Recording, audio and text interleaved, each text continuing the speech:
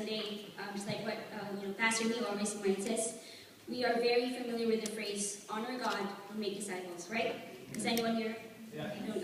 Thank you. Right, I know the right crowd. All right. So, but right now, when we hear that phrase, how does it really sink in?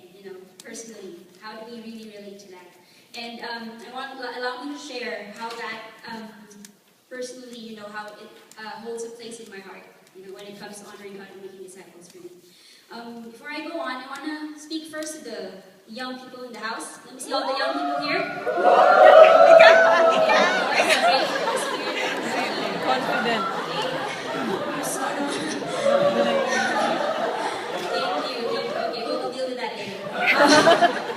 But yeah, to the young people in the house, I want to speak to you first. Okay, we live in the world wherein young people are expected to pretty much to fail sometimes, right? Nothing is, not much is really expected of them. Like they're expected to, live a mediocre life, or they're okay. They're just young people.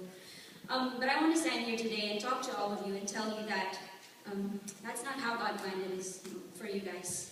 My prayer and my hope is that you would begin to see your eyes the way God sees you. You are leaders. You are history makers. All right? You are world changers. When it comes to big tasks and great endeavors, you guys can be trusted. I know, big word, right? But you guys can be trusted, right? You're responsible because God has called you to do so much more for this world. Okay? And I don't want you to just settle for what the society is telling you to just be okay. Right? Now to those who used to be young. Let me see those people out here. The rest of us. Okay, now no one wants to raise their hands, of course. Alright. Well, to those who are, parents, aunts, uncles, older sisters, older brothers, God has a purpose for you that is beyond your lifetime. The blessings that you're receiving right now, they're just not for you to enjoy. We have a God who is a multi-generational God.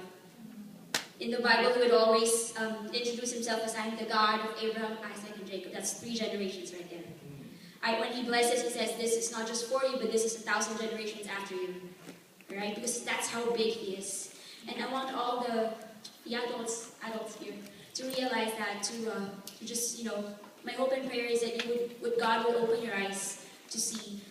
We live in the world that seems to be getting a little bit darker every day. You see all the chaos and then the tragedy and all of that, and we can't change it overnight. But you know what? We have hope.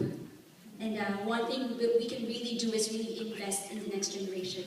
And that's what my heart is. That's what I'm sharing with you today.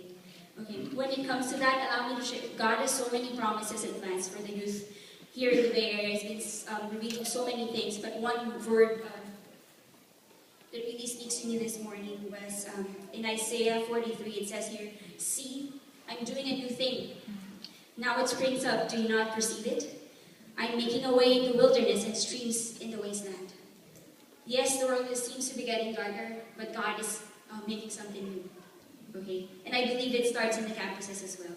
There you will see future leaders who would stand up for convictions, godly convictions. And I really hope and pray that you would partner with all of us here in Victory, because it's our heart to allow the gospel to spread onto the campuses, and raise up the next generation of leaders who would stand up for Jesus. Okay, thank you.